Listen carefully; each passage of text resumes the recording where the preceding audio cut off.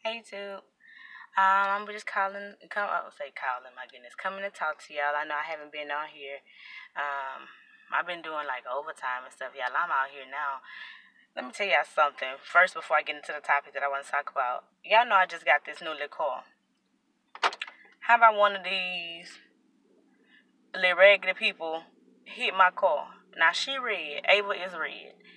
Y'all can see right there, yeah. Ava is red. Right there. And it's a white scuff mark on the front of my car by the light.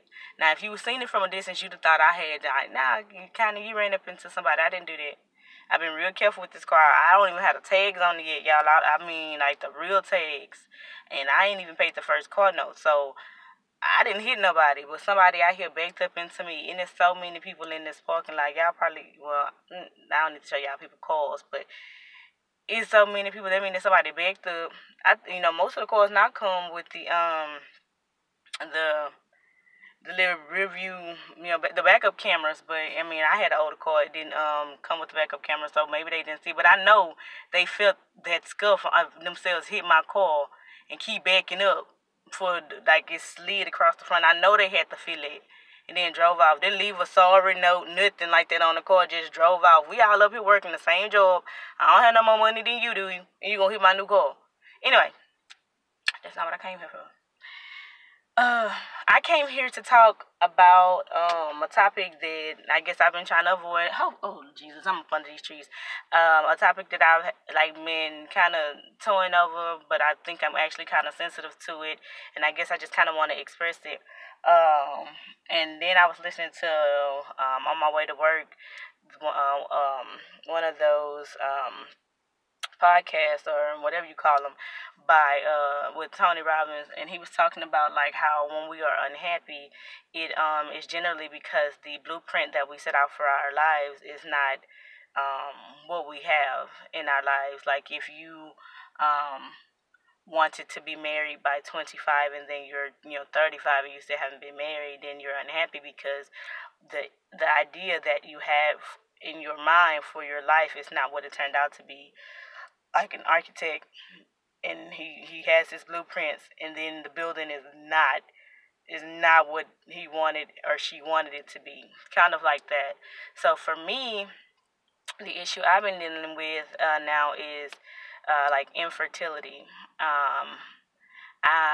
I haven't like gotten any diagnosis at the doctor saying that I cannot have children, but what she did say was it would probably be difficult, with what I have going on. They said that my uterus is tilted backwards, so I guess it's supposed to be tilted forward, but it's tilted backwards. I think she said it's called like inverted uterus, something like that. And then I have a prolapse uterus, and my instead of it sitting up, it fell down. So not only do I have to deal with the fact that it fell down, but then it's facing back.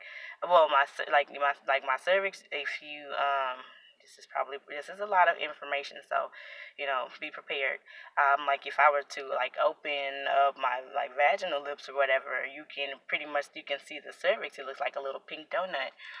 Sometimes you don't really see it because I do the Kegels. That's what they say do, but Kegels don't strengthen the elongated muscles that have dropped. It just tightens up, the muscles in the wall, but it doesn't change the fact. Think of it like bungee jumping. Like the more you do it, the string stretches a little bit. It never is as tight as it was. Even if you use a rubber band, it still goes back, but it's never like it used to be. Y'all know what I mean.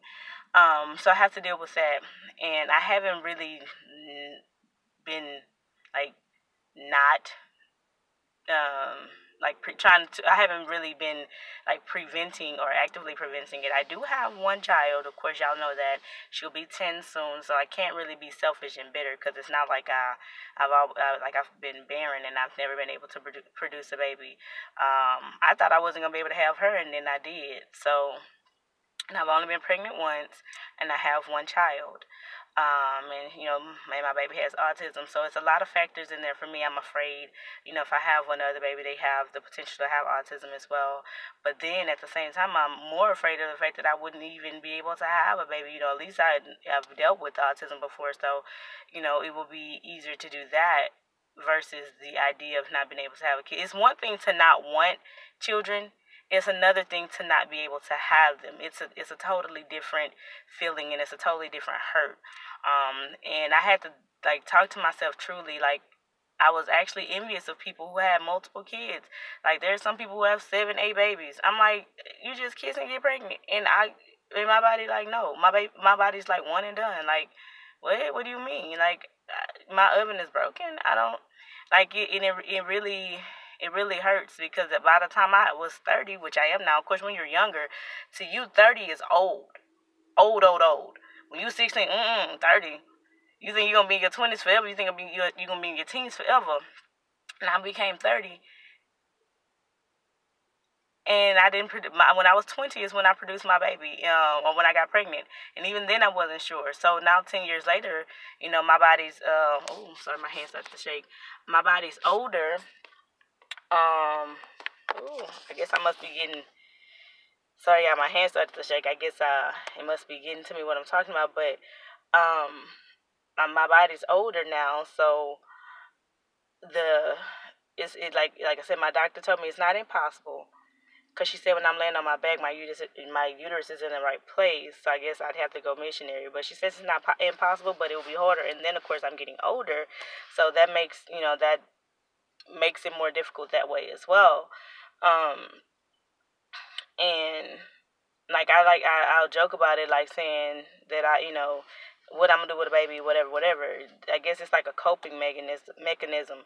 So when somebody like says something about me being pregnant, or you know, potentially me being pregnant, and I know that I haven't been able to be pregnant, it it hurts my feelings, but I don't want it to hurt my feelings, but it does. So I try to find ways to cope with it.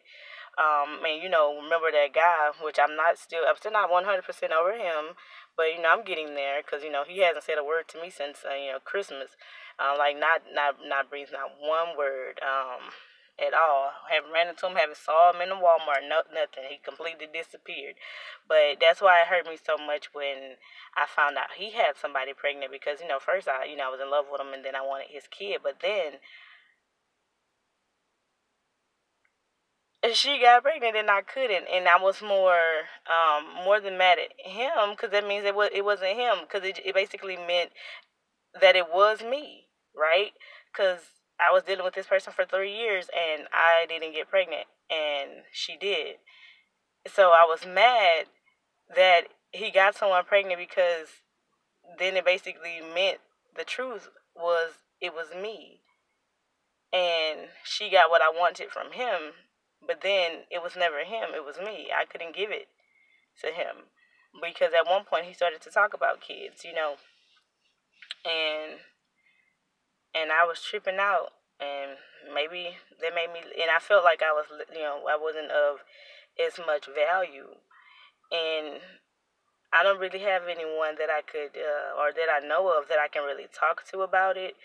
Um, because I don't know anybody who's experienced it. Most in my family, everyone has at least 2 children, except my aunt, which I probably need to, consult with her, because she only had one, and I think that there was an issue as to why she couldn't have multiples, but I don't know until I ask her.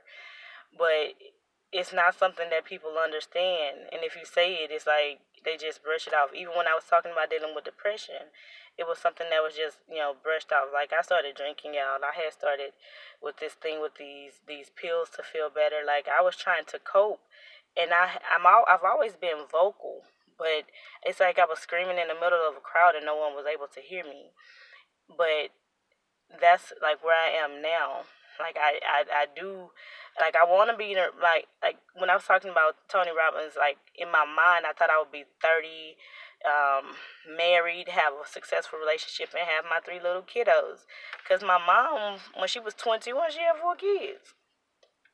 And my sister, when she was 16, she had 2. And like I said, all my other cousins and stuff, they have children. They have multiple children. Um, Even my cousin too. She recently had they recently had like new babies, and my baby about to be 10, and my body won't give me any more. You know what I mean? Like, and I haven't been attempting to prevent it. So it and like I've gotten to the point where I check, my cycles, because they are not regular. They don't come like every 28 days. They come like every 37 days on average. I think the longest was about 44 days since I started tracking it, and it's hard. And I know that this video is long, and somebody probably won't watch it in its entirety, but I guess it's more for me. Because it kind of hurt, and it kind of sucked. Like I said, I wanted to have me three little people. I have one, and I'm grateful for her. Do not misunderstand. And then even that to express it, you have to consistently say, I'm grateful for my baby, but and then it makes you seem like you are ungrateful because there are people who haven't had one or who have been pregnant multiple times but haven't had one live birth. And I'm sitting here looking at this beautiful young lady, who is a part of me, and then I'm having the audacity to be bitter that I can't get pregnant again. So it's like offense, and I mean, no one can tell you really how to react, and no one actually prepared me for it. But I guess how can someone prepare you for the inability to have another child, or potentially the inability to have another child, or the fact that the life that you saw as a little kid, that you wouldn't have it, that I would be single, you know, unable to have another baby, just going to work and coming home, working the night shift, basically missing my baby. She's growing up without me. I can't wait till my shift changes so I can see her, so I can take her, on a trip, so we can bond, see each other. Like, I love her to death. It's just, y'all, it's so hard sometimes. I wish I knew. If you had any experience with it, definitely let me know. I've been trying to lose weight, um, and I know that the alcohol and stuff wasn't helping. But I'm just trying to find like other ways. I need to take up yoga, learn how to meditate. I've been trying to do that, and it is so relaxing. And I've actually allowed myself to cry a lot. And I had so many years worth of tears backed up to the point I'm just about positive I have now jumped into being a crybaby. But I mostly cry by myself. I still haven't gotten the courage to cry in front of others. But I have to go in here and do this overtime, and since I have to park way basically across the street and walk all the way to the building back there, I probably should go ahead and go. This video is a little bit longer than I anticipated. So if you watched it through its entirety, you can definitely follow me on Twitter, which is Connie Beast, ConnieBee number 9. On Twitter, that's mine, and I'm probably posting random stuff on there too. I'll try to make it. I think I'm gonna try to change it into something like positive, like something friendly. I think I'm gonna start like making videos for people to watch when they feel like they're by themselves. All right, y'all. So until next time. Oh, y'all see my little outfit? I tried to get the little matching earrings, my hair. I'm gonna go and get some bentonite clay like I did for y'all in the last video. I've been having my hair in like the little crochet goddess locks. My hair just looks like cotton right now, but I just kind of washed it a little bit and came to work. But yeah, I gotta go, y'all. So love y'all. Talk to you later. Bye bye.